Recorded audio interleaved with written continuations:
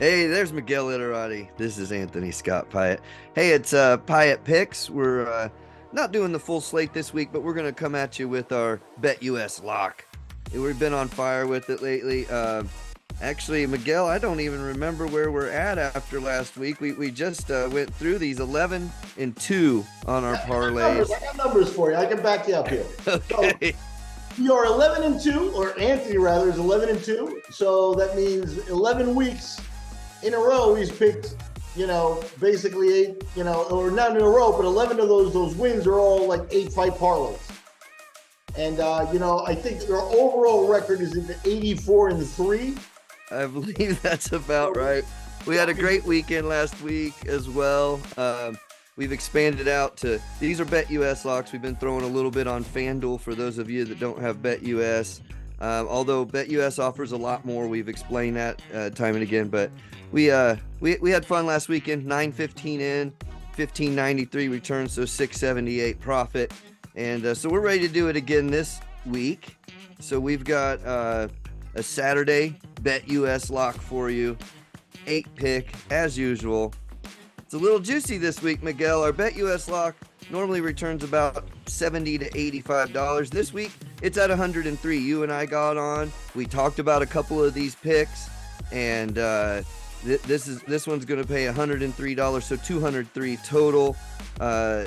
Jiri, Sarah Borman, who I really like, Nina Minky, great pick there at about a minus 700.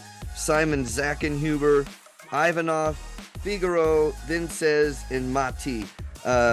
These are great picks. You got minus 900 for Jury, Minky, 800 for Zackenhuber. So those, normally we might have one or two minus 600 to get our juice. Here, we're not being as risky as we were, say, the past 2 weeks. We've had a total of, I think, 5 or 6 minus 600s, and here we don't. So this is a great one. Again, BetUS, my last name to sign up, Piatt, to get these locks. If you can find them elsewhere, great. Hey, Miguel, this week, I really appreciate you hopping on with me before the show to go a little more in depth.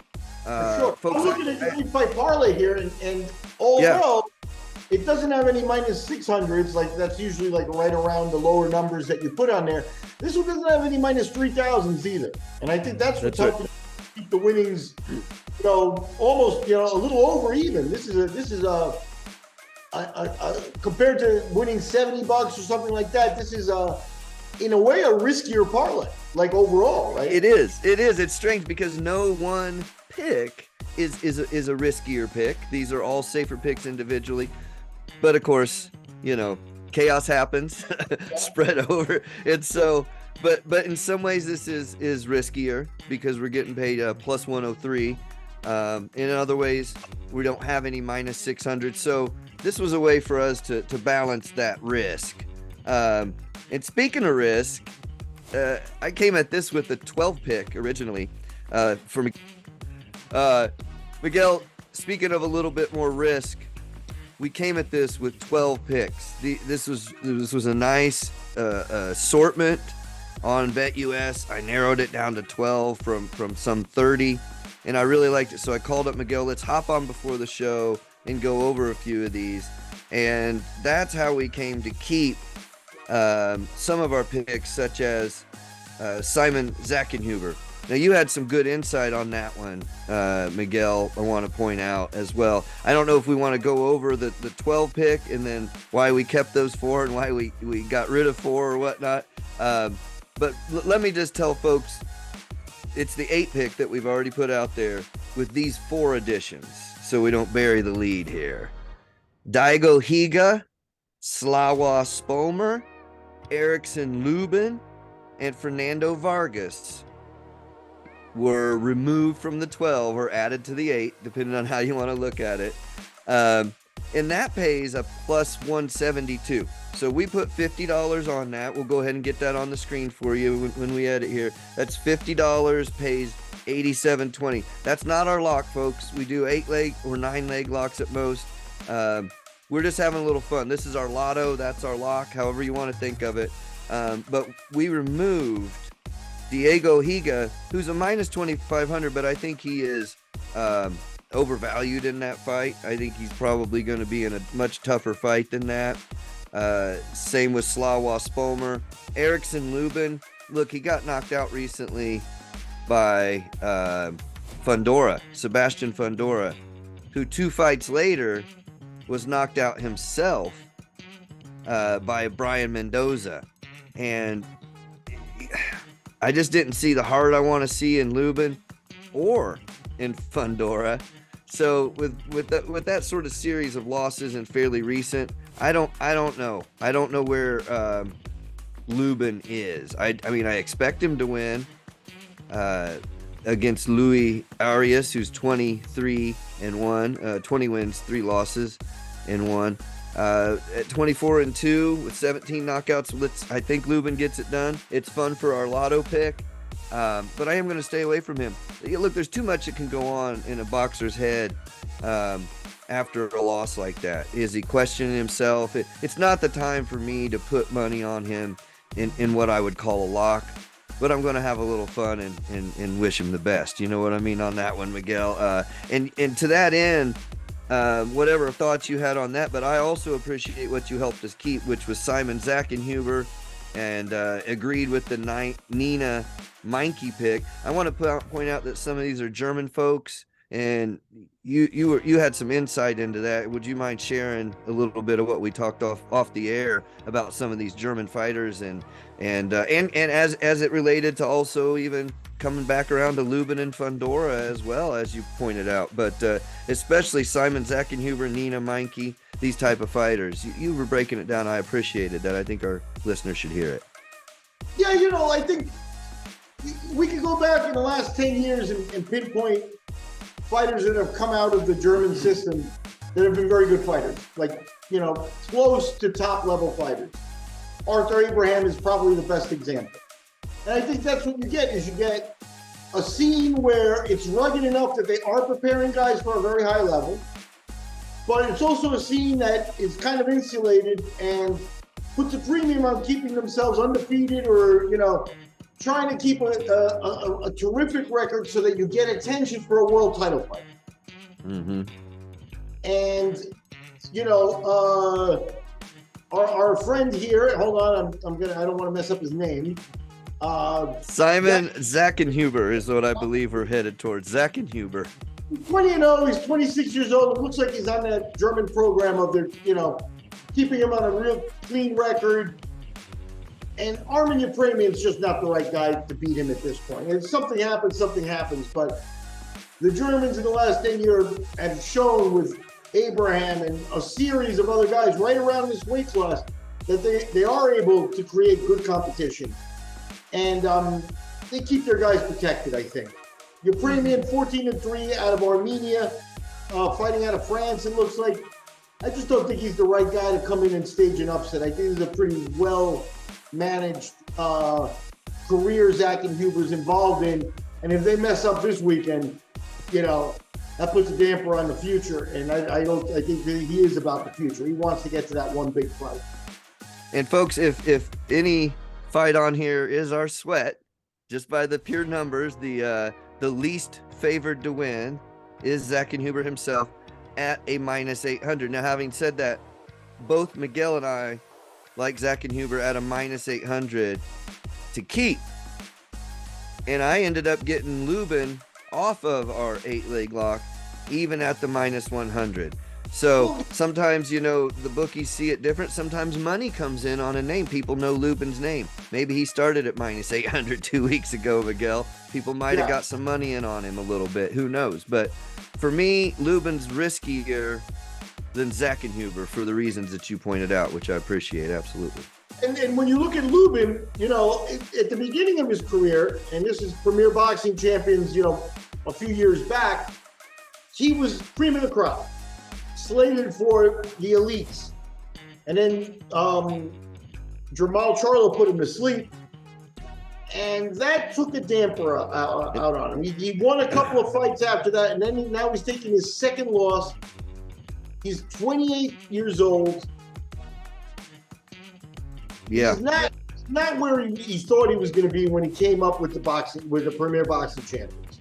Well, Even Charlo after, slept him in round 1, and then he right, just lost to Fundora in 9. And what right. makes that loss in 9 look worse is that Fundora turns around and gets knocked out by a Brian Mendoza with several so when you put it all together, you've got to wonder, Lubin is the really guy early? I have the questions of psychology with him. Is he was slated at the beginning of his career, and the way the Premier Boxing Champions was handling him, and the hype behind him, people talking about him. Ray Flores, the Premier Boxing Champions in-ring announcer, loved Erickson Lubin, thought he was going to be a world champion easily in the next few years. He's a guy that was one of my inside people back a few years ago when we used to do this. I remember you talking about him. Yeah, and we had high hopes for him. Lubin was a guy that was supposed to be in the Olympics, but because of finances, turned pro and didn't go to the Olympics. So he's got that money need. He rushed into boxing. They brought him along, and now the shine is off of the star. He's 24-2 and 28 years old. He's no longer a danger to the Charlos and the elite guys of this world, because he's not going to be in the running for those fights anymore. Right.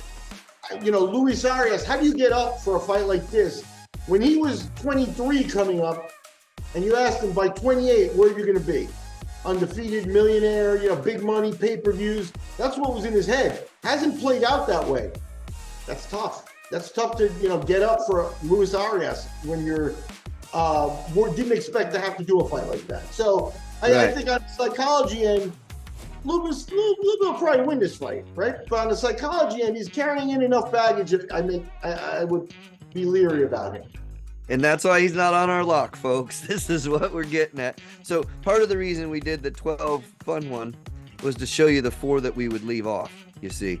And there's reasons to doubt a minus 1,000 because we don't want you to sweat. We want these to be easy. And most of the time they are, and we're thankful for that. So, hey, listen, folks, not much UFC this week, but there are several good boxing matches. Japan has an early fight. Don't know where it'll be available in the States or in Costa Rica for Miguel. I know, I believe it's the Zone and Showtime later on Saturday. So we've got a full slate. We've got some interesting fights. There's our locks. Check those out.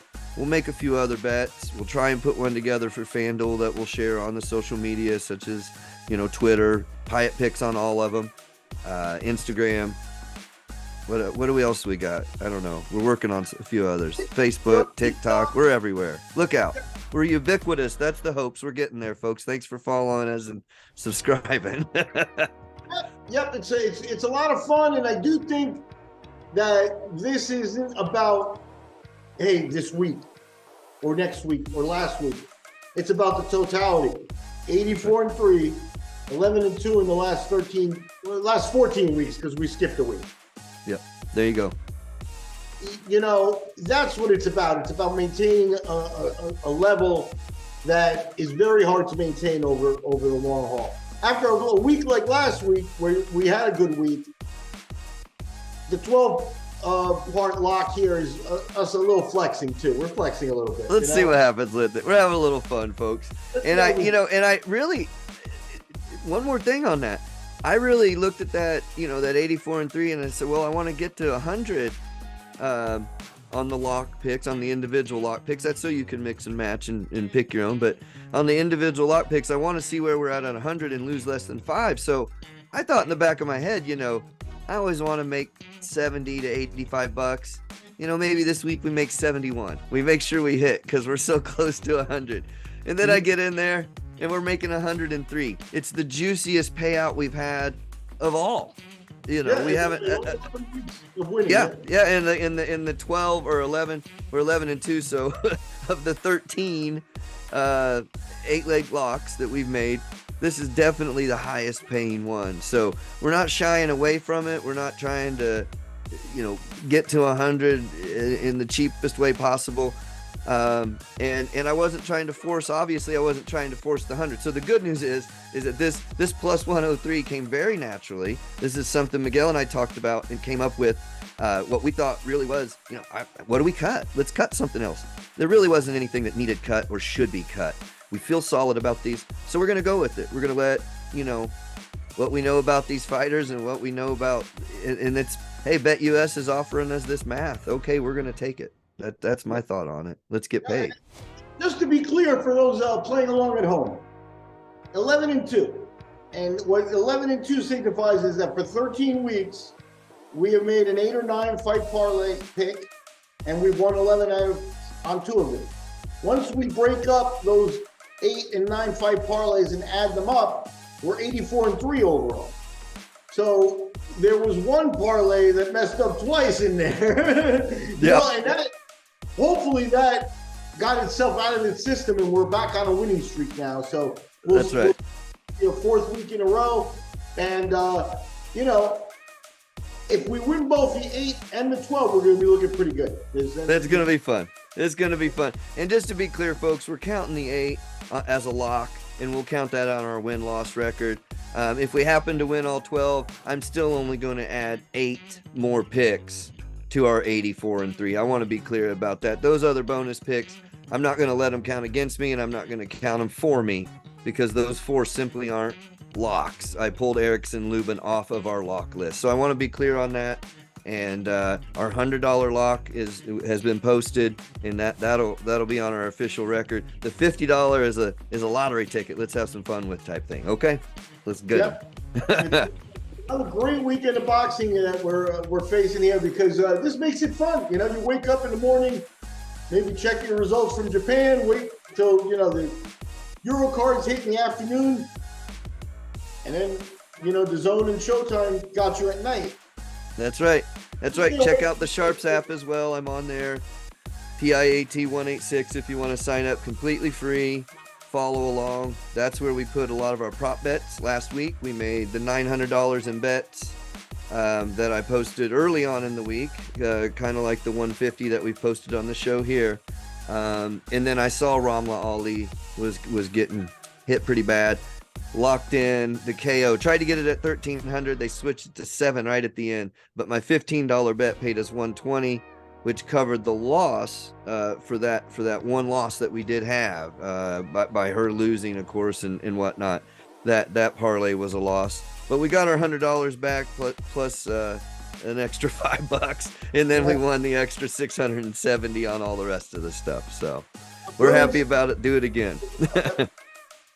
So, all right. Hey, that's it for me this week, Miguel. I know you didn't have much UFC, not a lot going on this week. So, folks, hang in. Next time there's a big week, we'll do the wage rage at the beginning and the Piatt picks at the end. But we like to bring you these locks at least, because these are sort of, easy money to an extent. We never want to get too cocky, but these are sort of the bread and butter. I mean, this is something that you can build your bankroll on, and that's what we want to help you do. Yeah, there are not big fights every week. There are fights every week, and that's the difference. It's like if you bet the big fights, that's your style. But we're in the trenches here. This is real boxing fun. So that's right. My hat's off to ASP and his record. Let's keep it going. Everybody, like, share, subscribe, comment, and we'll see you this weekend. Appreciate y'all. Great show.